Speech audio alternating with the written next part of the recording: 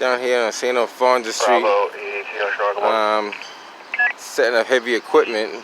This is the same location where the scaffolding blew over a couple of days ago.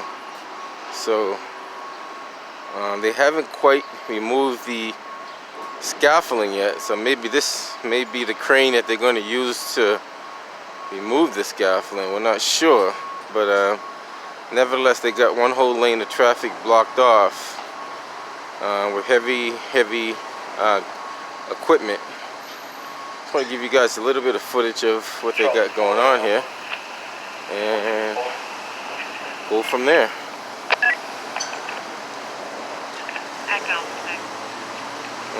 It's making traffic a little hectic because they got would not only be a lane going each way, it's a lane going only one way.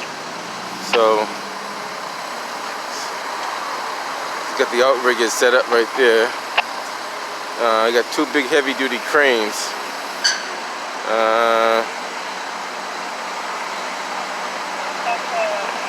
I'm not too sure exactly how they're going to do this, because this is the same location where kids get dropped off to go to school, and then they got heavy-duty cranes.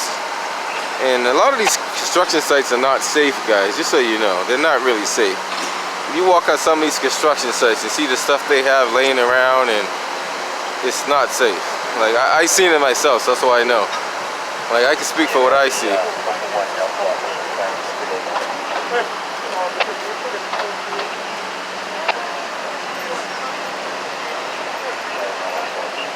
As you can see, that scaffolding is still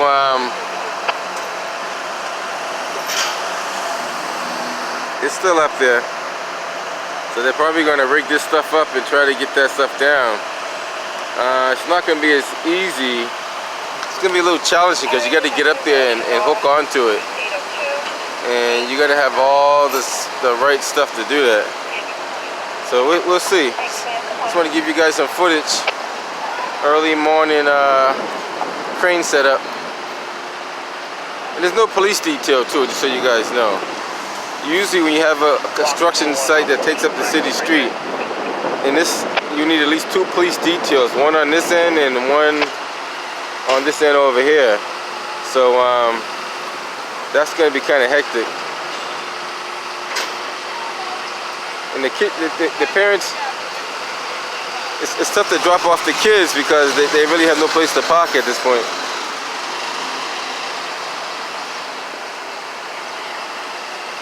They got this contraption in the middle of the street, which is not good either.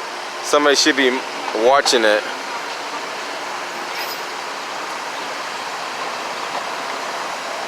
I think she told them, where do they expect the kids to get dropped off at? Every morning we're out here playing. Yeah, so the kids, this is not only where they get dropped off at, but they got the whole road blocked off, so what do they expect you to do? I know, well the other morning we were pulling them around the back. That's not safe either. This is easier than... Exactly. It's not safe to have them go walk around the building. Like, you always look out for kids. Kids' safety comes first. Like, these guys can do that somewhere else. You from the neighborhood? I live in the neighborhood, yeah. I'm all around. Good to see. I was here earlier, you're right. I'm everywhere.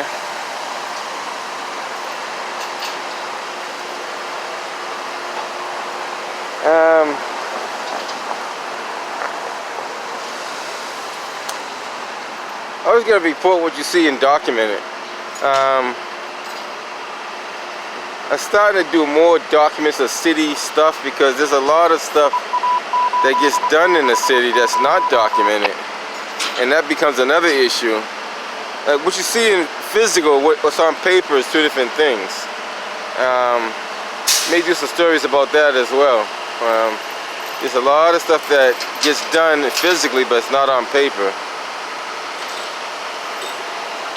And when you go talk to the people in the city of Boston, like ISD, they run out the back door and hide from you. Numerous times I try to talk to the chief of inspectional services, Dion Irish.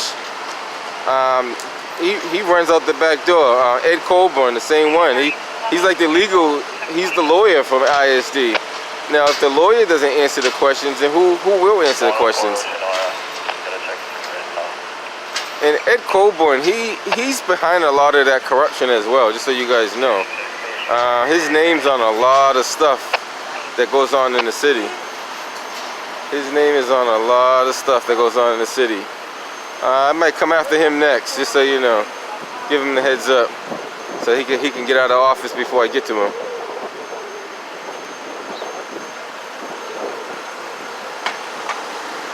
I'm gonna give you some footage of what goes on in the city.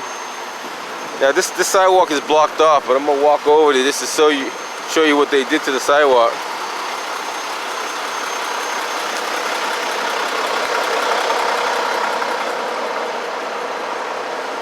So they got this all blocked off because they're gonna be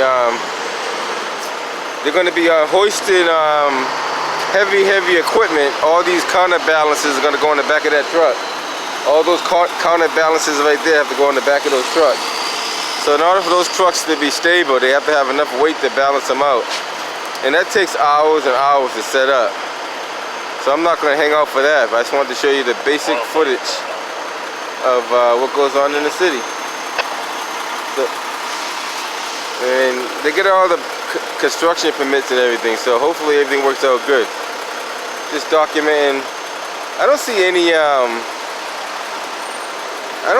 city or state inspectors. Not that they're not here, but I don't see them unless one of those guys are. I could be wrong.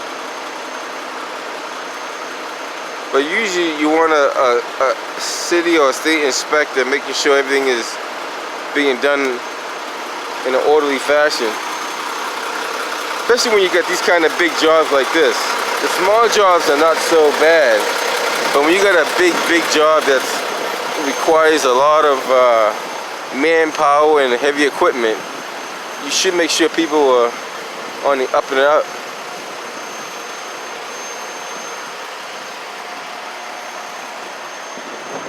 So you got quite a bit of equipment over here. There's a lot of equipment. Tons and tons of equipment over here. Tons and tons of equipment.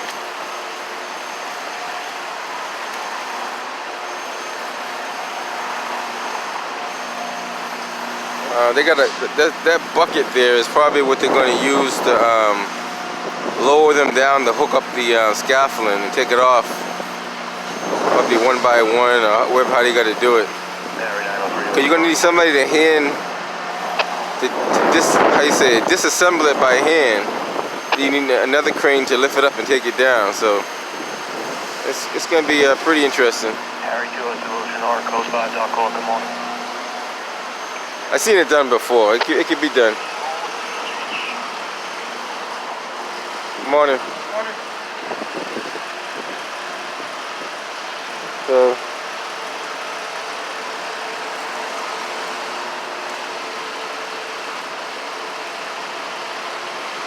lift all that. Now that's a lot of weight. Just so you guys know, that's a lot of weight up there. That's a lot of weight, and you got to kind of secure it before you move it. So you're probably going to have one cable supporting it and holding it while the other is taking it apart. You always want to secure your load before you move it. And you can definitely get a couple of strap-ins on the whole setup and support the whole thing up in the air while you take it apart.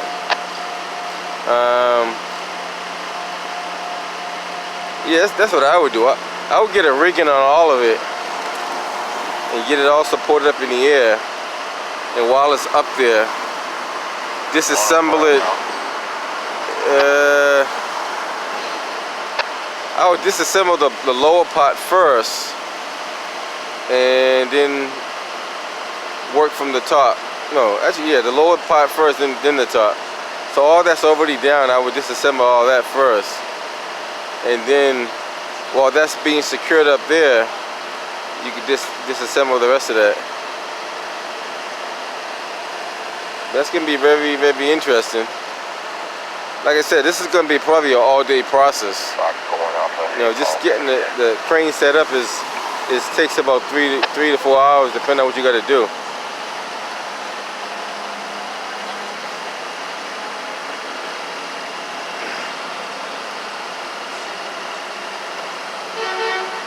Fox parents are trying to drop off their kids and they really have no spot to.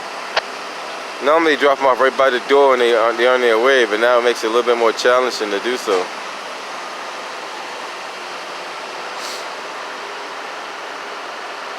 Let's see what we got here. Fox 101, 99 Silver Street, get a group on the security desk.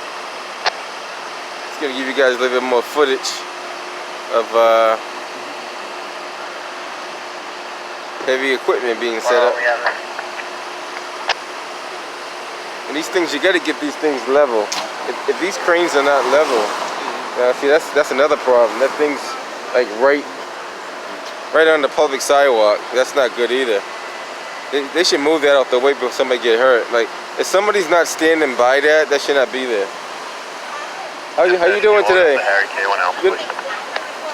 I'm recording. Okay, just be careful because some of the kids, their parents haven't signed your release for them to be on video. Just so you know, I won't do it, but just in the future, if you do ask somebody that and they say no, you have a First Amendment right to record in public. Okay. I don't know if you know that or not, but I won't. You don't have a problem. I won't have a problem. I just don't want you to say the wrong thing to the wrong person. Like everybody says, don't record kids. I respect not recording kids, but I always inform them you have the First Amendment constitutional right to record them if you wanted to. But out of respect, I won't. You know what I mean? But don't let the suggestion say that you cannot do something. A lot of people, they think you need to have a consent form to record in public. There's no consent form. The Constitution is your consent form. I know this since a kid, and I don't know why I know this, but it just made sense to me that you cannot stop somebody from recording in public, because if I could walk here freely, then how can you restrict me from doing anything in public? And it doesn't make sense. It just doesn't add up. If you have common sense, which most people should, logic will speak for itself. Wherever I can physically be legally, I should be able to exercise my rights in that same location. Now, if there's restrictions on my location, then obviously there's restrictions on my movement and my actions. 421. 459 Old Colony and Profit 250. And when someone lifts heavy stuff like that, no one should be underneath that. No one should be underneath it at all. There's rules and regulations as why no one should be underneath that. Because if that cable was to give way, and sometimes they do, you just don't want that thing falling on you.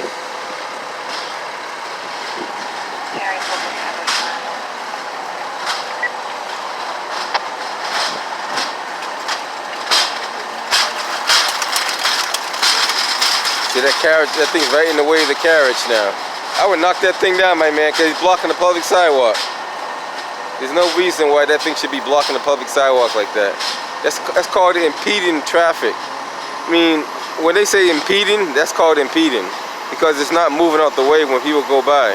Now, a person can move out the way, so that physically a person can't be impeding unless they refuse to move. But that piece of contraption, that tripod right there, excuse me, that tripod right there, that's causing a... I mean, he shouldn't have to do that. He should be able to walk down that sidewalk freely without having a problem.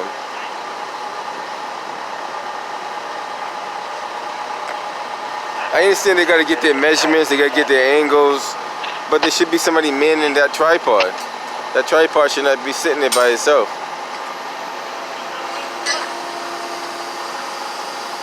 Alright, I just want to give you a little bit of footage of what's going on. And once again, there's no police detail.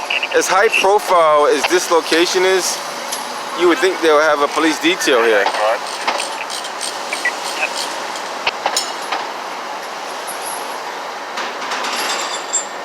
That's the reason why Boston police should give up details, because they got enough work alone.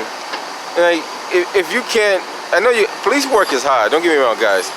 Being a police officer, firefighter, EMT is very, very, very challenging. But the thing is, give the less challenging work up to the people that can do it while you stick to doing your profession. Like the police officer's profession is secure and protect. Protect and serve. It's gonna cause a traffic jam now with that everybody dropping off their kids at the same time.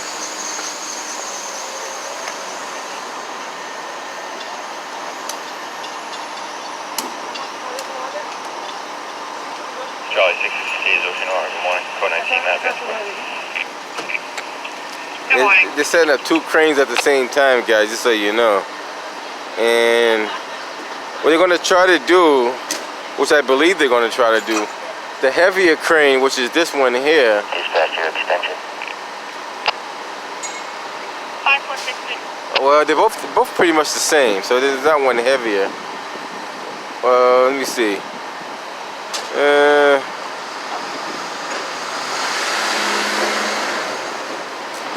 They both look like they could do the same weight capacity, but this one for some reason look like it's heavier, but I could be wrong. But one crane is probably going to do all the rigging to hold up the equipment, and the other crane is probably going to carry the little bucket with the people on it to disconnect the scaffolding. That's what it looks like. So just giving you guys a little bit of footage of what goes on in the city.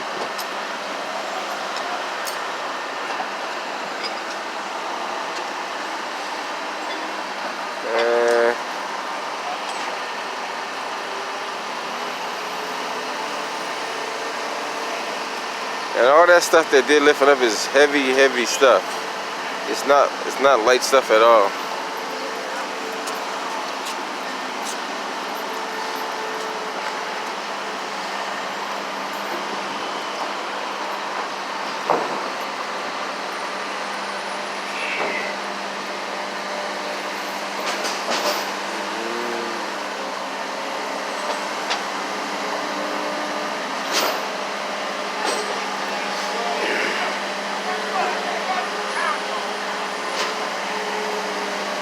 I think I see one inspector that just went over there just now.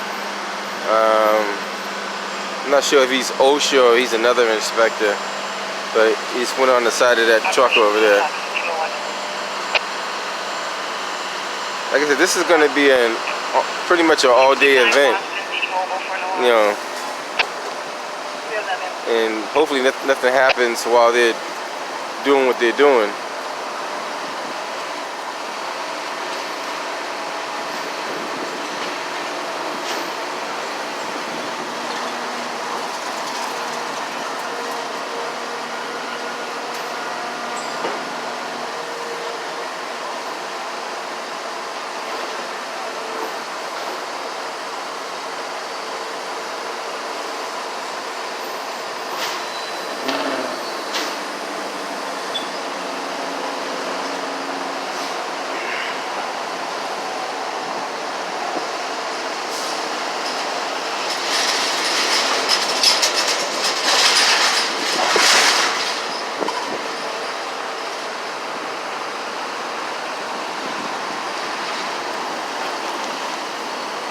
Guy's arms are gonna get tired before the night's over.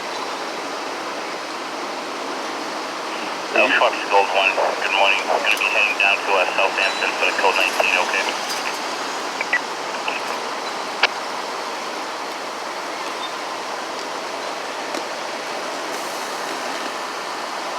And there is a special class you gotta take for rigging and securing loads and all that stuff. There is a specific class just for hoisting and all that kind of stuff.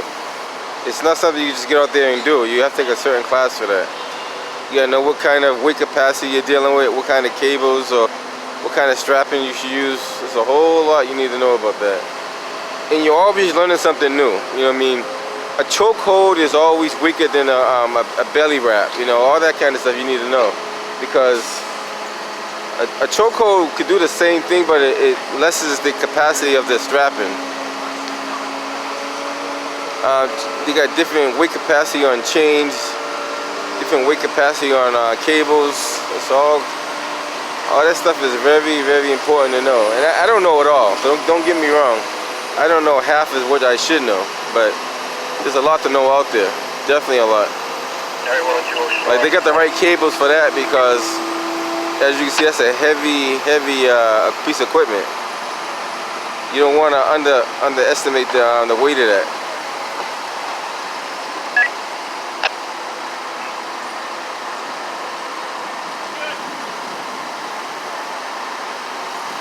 You gotta line those bad boys up and drop them in the slot. Just make sure your toes are nothing underneath when you drop it. To a 19 at 27. It really should be two people doing that. It shouldn't be one guy doing that. Like, one person can do it, but two people should, for better stability, should have two people doing that.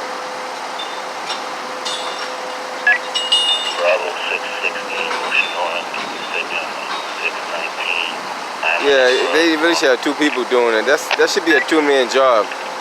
One guy on each side.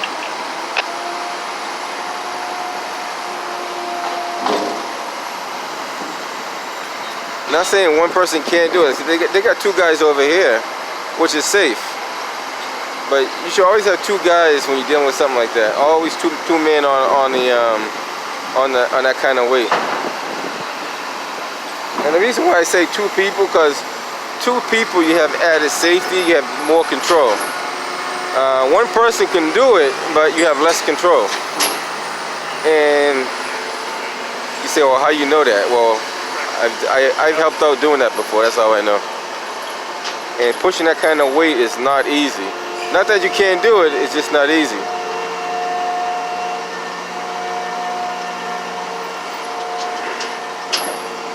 Alright guys, I'm gonna head up out of here. Just want to give you a little bit of footage of them setting up the cranes. Like I said, this takes hours. Like, sometimes it can take hours and hours doing this.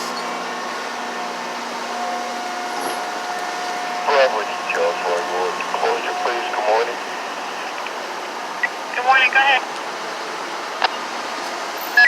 Yeah, Taylor's Street will be closed between Warren Street and Harrison from now until I'm on. And matter of fact, I'm gonna call Boston Police and see if they. Warren, Hey, did you guys call for a detail? You called twice, right? Two. I know, it's supposed to be two, but they never send them, right? I know, it happens all the time, I know. I'll call them again to see what happens. I know, he's right. I said it earlier in my video. This construction site requires two details. And that's Boston Police protocol. That's not, I'm not making this stuff up. Now, if it's bigger than this, then you need a supervisor. You need two officers and one supervisor. That's how they, she's trying to drop the kids off and she has nowhere to pull up. Bravo 416 is up to now. Good morning. That means your brake pads are low. Yeah, because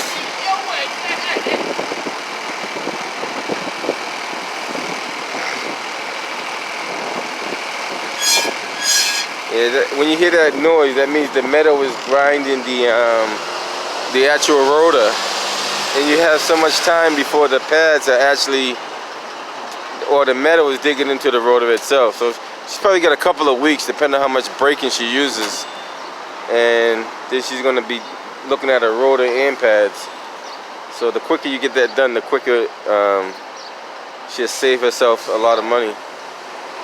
So I'm gonna head up out of here. I'm not even gonna bother calling B3 or B2 rather, because I already know what they're gonna say. They got more priorities, yada yada yada.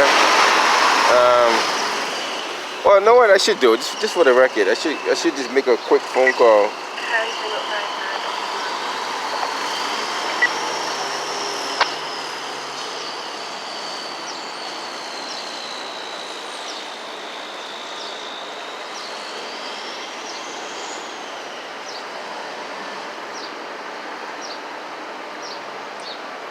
See if I can do this phone call while I get you guys on here.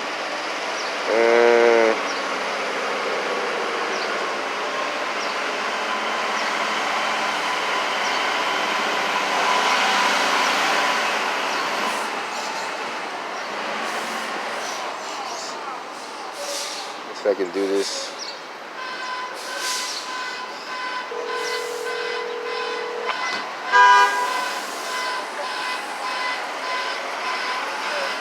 Hello? Yeah, I was wondering if, are you guys able to fill that detail at St. Alphonsus Street? Okay. 4287? Okay. She's gonna transfer me to the detail room. Yes, I was wondering, are you guys going to be able to fill that detail at St. Alphonsus Street? It's up at page, so I don't know. We don't fill them if they're up at page. It's up at page. Then they call it. But they said they called in twice.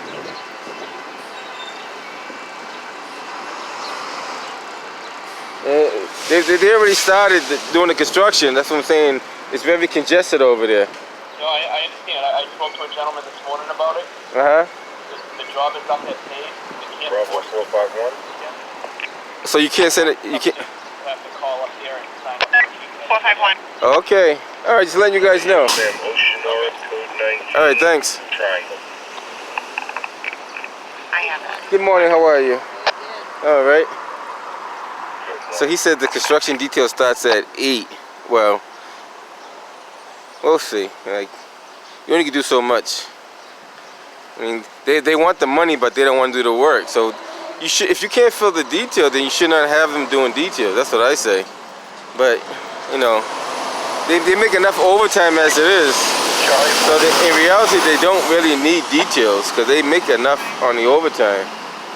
But who am I to say? Like, there's plenty overtime for the Boston police, and details is just an added thing. I like that. You see that? I'm not sure what he's doing, but he's